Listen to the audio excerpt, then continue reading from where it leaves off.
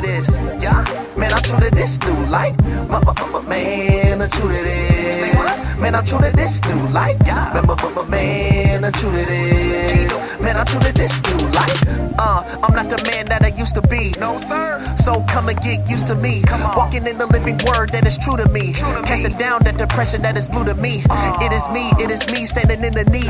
I am chained, shattered chains, I am free indeed. Straight up loving all my haters, that is cool with me. Living life, yeah, that's cool with me. New to me, I am shining forth. Light of the world that is blind and dark. Even though the struggles and the pain, all the hurt and the shame, all the ridicule and blame. But I stand and I made it far. I know who I are, I mean who I am. Identified through the vine of a bleeding lamb. I rep the kingdom up and never giving up. So what you gonna do with the people that is living just? Man, I'm true to this. Man, I'm true to this new life. Man, I'm true to this. Yeah, man, I'm true to this new life. Man, I'm true to this. Say what? Man, I'm true to this new life. Yeah, man, I'm true to this. Man, I'm true to this new life. Look, if anyone that is in Christ is a new creation, old things have passed away. He made all things new.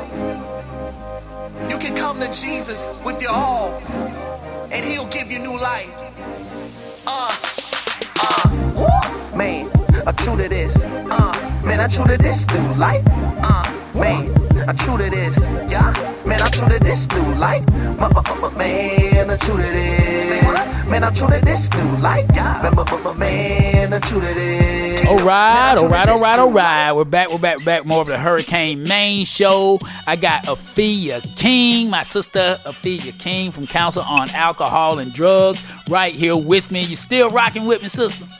I am here. All right. And you know, for those of you tuning in late, we're getting all set up. We got people coming on the show that's going to be at Denny Dobbs Park on October 8th. It's going to be a free event. Free. And we're going to be giving away stuff because y'all know how Cat 10 ENT does. Y'all been to enough of our events already to know we're going to have tons of gifts to give away. Going to have games, inflatable games. It's going to be like at the fair where you can walk from game to game, play games, win prizes there.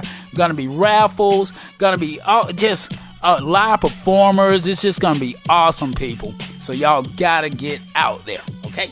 All right. Now, I want to talk to you, Afiya, about some of the programs that Council on Alcohol and Drugs may offer for people that have been wanting to figure out how to get into the industry, how to get into the mental health field. Any programs out there you can tell people about? Yes, so the council, we are implementing the Partners in Prevention Project. So that's a project that we are implementing in Newton County. And again, that's funded by the Georgia Department of Behavioral Health and Developmental Disabilities. And we've been implementing this project a year now. We started last October of 2021. And initially we met up with Molly of the Newton County Drug-Free Community Coalition. And I know Molly. Yes, she provided us with a lot of insight, and she welcomed us to join the coalition. So we've been working with Molly for a little over a year now, and it's been a pleasant experience. So with the Partners in Prevention Project, we are focused on, we have two main goals of this particular project. Our first goal is to reduce access to alcohol among youth 9 to 20-year-olds. And you think about access, where do kids get alcohol from? Where's the most likely place or easiest place to get alcohol from? The first thing is at home. Okay. You know, there's alcohol present in the home, in the refrigerator, in the mini bar. Yep. So we really want to educate parents and community members about reducing that access. So one of our strategies is called a positive social norms strategy. And with this particular strategy, we're focused on parents. So the parents of the 9 to 20-year-olds. So with positive social norms, the concept of that particular strategy is to focus on the positive side of prevention. Right. So typically, a lot of times you may hear about a statistic that may read something to the effect of 15% of Newton County youth are participating in risky behaviors. Right. So a lot of times when you hear about the negative things, it almost becomes like it's a norm, which is really not the norm. We want to correct those misperceptions of substance use. Right. So our messages will be the opposite of that, and more the positive side. So we'll focus on the 85% of Newton County youth that are not participating in healthy behaviors, because that's the norm. Right. A lot of times youth will think everyone's smoking marijuana or everyone's drinking. I may as well do it since everyone is doing it, but everyone is not doing it. So we want to get them the facts. Right.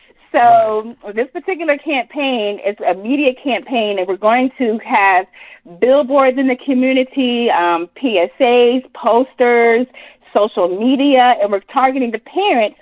So we're getting the parents to understand about other parents not providing alcohol to minors in their home, not allowing their children to drink alcohol in their home, not posting these parties where alcohol is present. So we want to give parents the information as well as the youth that we're working with. So that's one of our strategies that we're going to be doing in Newton County. Also, our second goal is to reduce the age of onset of alcohol amongst 9 to 20-year-olds. The average age of onset of alcohol is about 12 years old when students are really introduced to it. Wow. And that's young, and it's unacceptable. So we're working to kind of fix that age of onset. Now, so with this, Now, I don't mean to cut you off, because I want to pump the brakes. When you say certain things, I want to focus on it a little bit. You know, you're talking about how the kids are getting alcohol, how y'all are focusing on that and everything. That's great, and that's alarming. Kids as young as 12. They're getting it. And I believe it too, because while you were talking, that's why I pumped the brakes a little bit, because I rewinded in my mind back about 100 years ago when I was a kid. I thought about how easy it was for us to get alcohol. Sorry, Mom. I wasn't too bad with it, but I'm just saying it was. Like, you know how the people would sell alcohol out of their houses and everything. You know, how they do that. Back then, we could simply just go to the house, and they didn't card us or nothing at these houses. They were just letting us have it. So I think, I know a lot of the kids that are getting it from the store, they're getting it because some adult bum over 21 is going in there and buying it for them a lot of times, you know, and they have the fake IDs too. You know, they have all that. So I say all that to ask you this: are any of your programs focused on specifically educating adults on this stuff, so the bootleg house won't be influenced to sell a 15-year-old alcohol?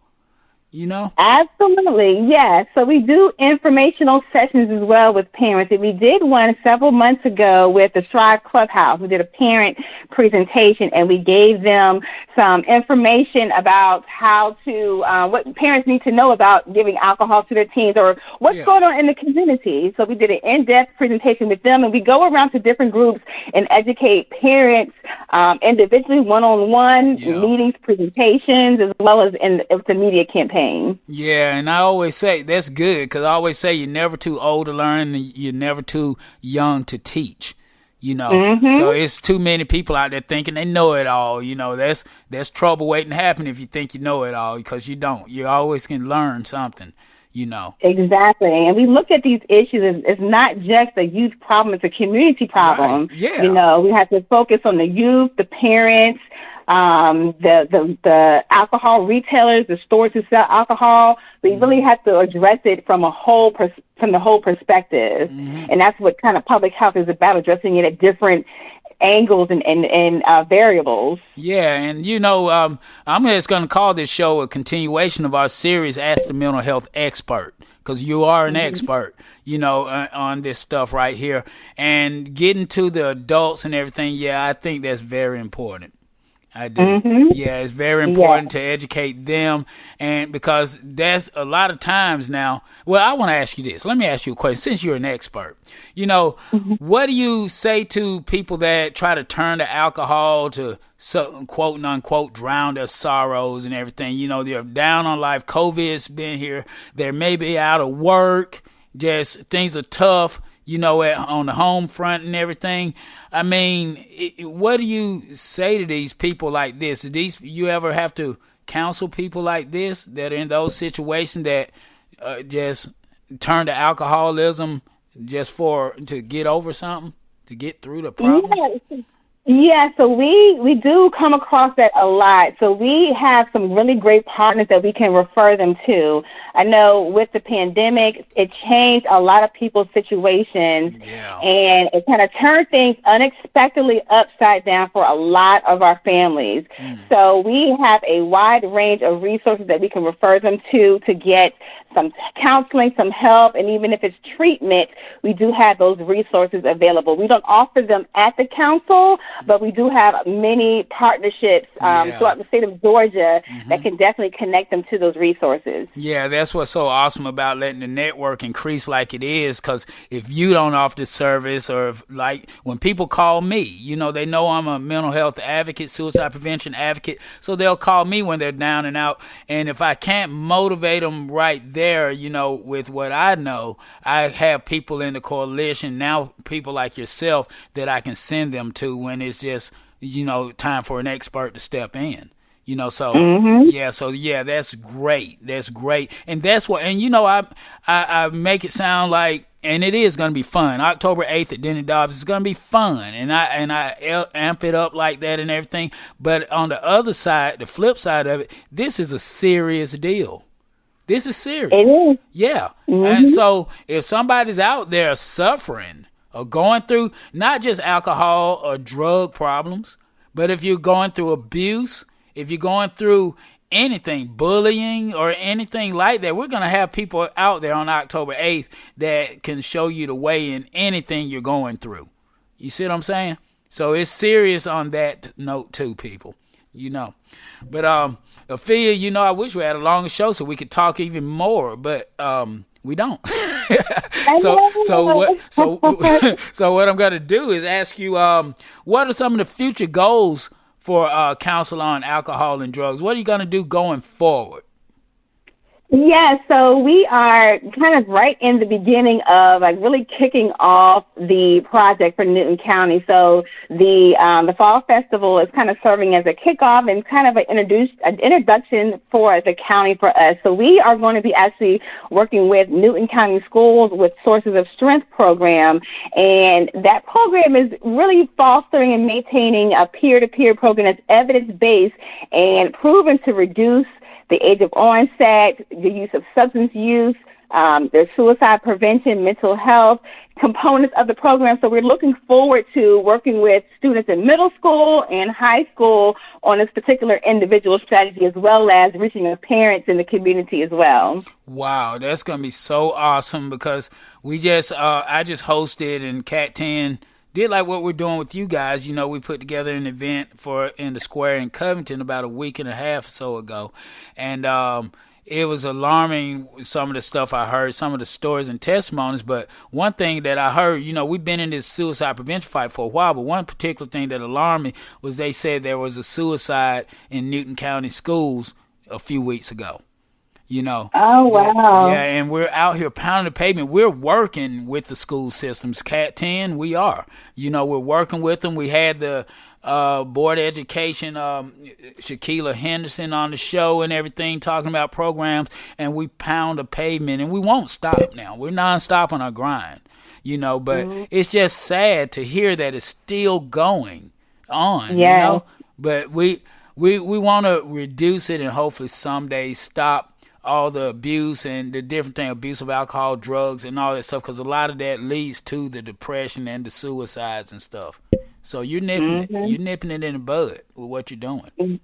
Absolutely, absolutely. We're trying to really. We know it's a long term. Like behavioral change is long term, so we are in it for the long haul. Yeah, and you know how you can knock that long haul time down a little bit by having soldiers on the field. You know what I'm saying? Yes. Yeah, and we're out here. It takes a village. And that's what we're all coming together. That's why I'm so excited when I meet new people. I'm hoping we can continue to work together, you know, in the years to come for these great festivals and everything, you know, and everything, just all different kind of ways where you can just come